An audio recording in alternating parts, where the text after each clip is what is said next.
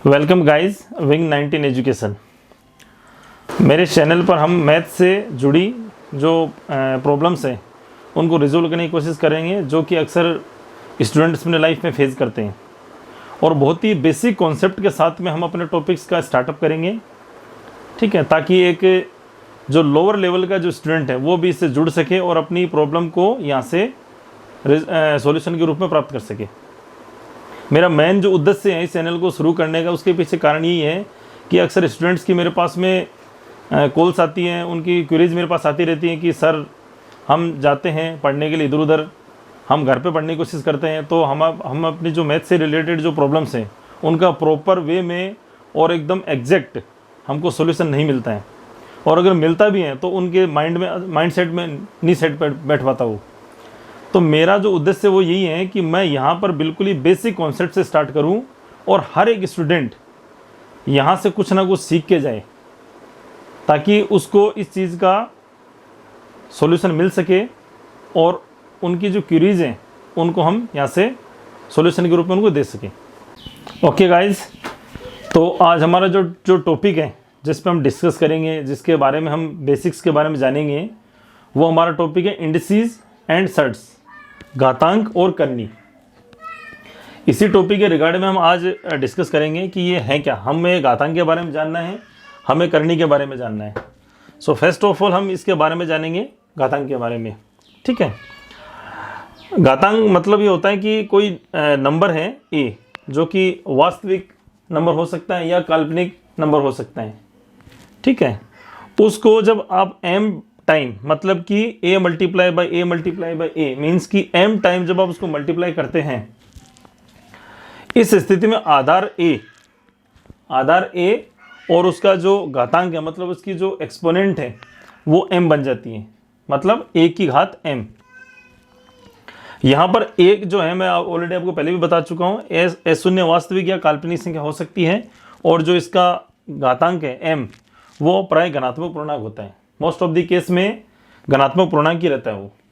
इसके एग्जांपल हम 3 की घात 4, 5 की घात -4, इसको हम जब आगे रिजोल्व करते हैं या सोल्व करते हैं आगे, तो ये जो इन्वर्स है, ये जो माइनस लगा हुआ है, ये घात नीचे चली जाती है और 1/5 की पावर 4 बन जाएगा ये। और गाइस, हमने अभी जैसे कि आपने देखा घातांक और करने का बेसिक्स पढ़ा है, और अब हम स्टार्ट करेंगे इस पे बेस्ड फॉर्मूले, ठीक है। तो चलिए स्टार्ट करते हैं।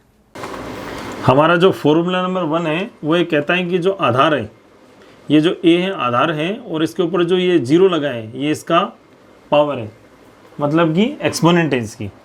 जब किसी आधार की जो पावर है वो 0 होती है तो उसका आंसर हमेशा 1 रहता है। ये जो a है ये 0 के बराबर कभी नहीं हो सकता है यहाँ पे। अब हम चलते हैं नेक्स्ट फॉर्मूले पे, a की घात -m।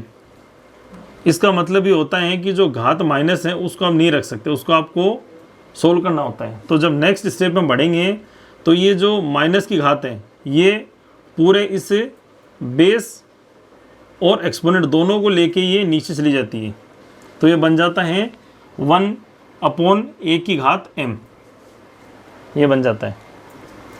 नेक्स्ट जो थर्ड नंबर का जो हमारा फॉर्मूला है वो ये कहता है कि जब आधार समान होता है और मल्टीप्लाई में होता है, समझे, मतलब कि जो हमारा ये आधार है ये मल्टीप्लाई में है और समान है, दोनों आधार समान है, ये a है और ये b है, उस कंडीशन में आपका जो एक्सपोनेंट या जो पावर है वो दोनों पावर ऐड हो जाती है। आधार हम इसमें कॉमन ले लेते हैं, जैसे कि आप देख रहे हैं मैं a को कॉमन ले रहा हूँ, और इसके साथ में जो इन दोनों की जो पावर है उन पावर को मैं यहाँ पर ऐड कर रहा हूँ। तो ये हमारा जो इसका फाइनल जो फॉर्मूला वो बन जाएगा a की घात m + n। अब बढ़ते हैं चौथे फॉर्मूले पे। जो फोर्थ नंबर का जो फॉर्मूला वो हमें कहता है कि a की घात m बटे में a की घात n। इसको जब हम सोल्व करते हैं तो बराबर में ये जो नीचे वाला जो पोर्शन है जो कि a की घात n है ये ऊपर आ जाता है, और जब ये ऊपर आता है तो इसका जो साइन है वो माइनस का बन जाता है। तो इसका जो फाइनल जो फॉर्मूला बन जाता है a की घात m - n। दोस्तों ध्यान से देखिए, इसमें आपको कहीं भी कंफ्यूज होने की आवश्यकता नहीं है। जो पहला फॉर्मूला था, ये जो थर्ड नंबर पे, इसमें दोनों आधार समान थे और गुणा में थे, तो हमने वहाँ पर घात को जोड़ा। जो फोर्थ नंबर फॉर्मूला उसमें आधार समान है परंतु भाग में दोनों, ध्यान से देखिए, भाग में ये ऊपर है और ये नीचे है, भाग में, तो यहाँ पर आधार कॉमन ले लिया जाएगा और जो घात हैं वो हम एक दूसरे से माइनस कर देंगे। नेक्स्ट जो फॉर्मूला हमारा है फिफ्थ नंबर का, ए की घात है पी अपॉन क्यू। इसमें हम क्या करते हैं, पी को ए के साथ में इसकी पावर ले लेते हैं, तो ये बन जाएगा ए की घात पी, ब्रैकेट में इसको बंद कर देंगे, और चूंकि ये जो p अपॉन क्यू में से p हटा तो यहाँ पर रिमेन रह गया 1 अपॉन ए। ओके, अब जो फाइनल हमारा जो इसका फॉर्मूला है वो बन जाएगा q रूट a की घात p। इस प्रकार से हमारा जो फिफ्थ फॉर्मूला है वो सोल्व हो जाता है। अब हम बढ़ते हैं सिक्स्थ नंबर फॉर्मूले पे। सिक्स नंबर जो हमारा फॉर्मूला है वो कहता है a की घात m की घात n। तो जब घात के ऊपर कोई घात लगती है तो दोनों घातें आपस में एक दूसरे से गुणा करती है वहाँ पे, मतलब मल्टीप्लाई करती है वहाँ पे। तो जो मल्टीप्लाई होगी उसके बाद में जो हमारा जो नेक्स्ट जो फॉर्मूला है इसका वो बन जाएगा a की घात m गुणा n, या a की घात mn बोल सकते हैं इसको। ये इसका फाइनल रिजल्ट है यहाँ पे। अब आपको यहाँ पर एक स्पेशल चीज़ देखने में, इन दोनों फॉर्मूलों में हम एक चीज़ को डिफरेंस नोट करेंगे, मतलब ये जो इसमें अंतर है वो ये है हमारा a की घात m ब्रैकेट बंद की घात n। तो ये जब फाइनल रिजल्ट होता तो बन जाता है a की घात mn। और ये जो नेक्स्ट फॉर्मूला सेवंथ नंबर वाला, इसमें आपको मिलेगा a की घात m की घात n। तो इस फॉर्मूले में कभी भी इन दोनों घातों के आपस में गुणा नहीं करेंगे।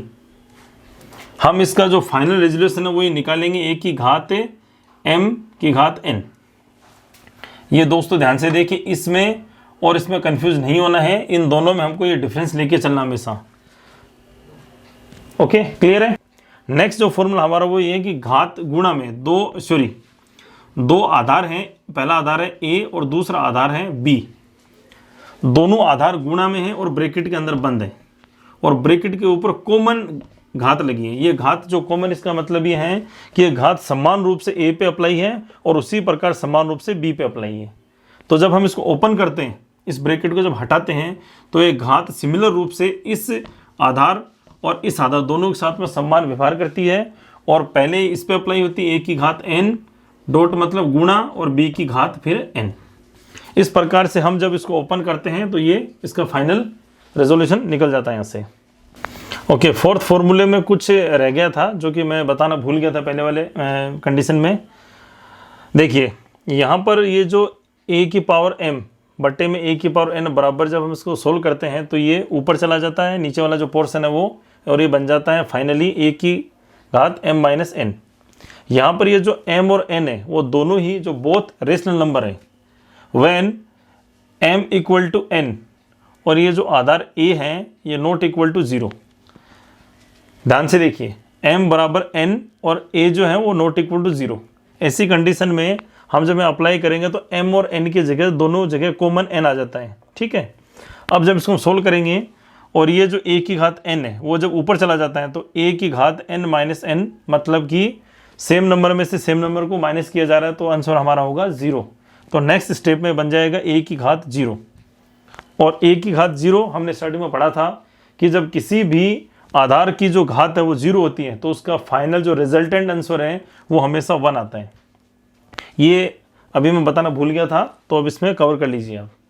लास्ट और जो फाइनल हम जो पूरे प्रोसेसिंग में चल रहे हैं उसके अकॉर्डिंग जो लास्ट का जो 9th नंबर का जो हमारा फॉर्मूला था वो है a अपॉन b, मतलब कि दो आधार हैं, दोनों एस समान है, a अपॉन b ब्रैकेट बंद की घात n। ये जो कंडीशन है इसमें ये जो बाहर जो घात लगी है n, ये दोनों आधारों पर समान रूप से अप्लाई होती हैं। जब हम इस ब्रैकेट को ओपन करते हैं तो ये जो घात हैं वो a की घात n बटे में b की घात n बन जाती है।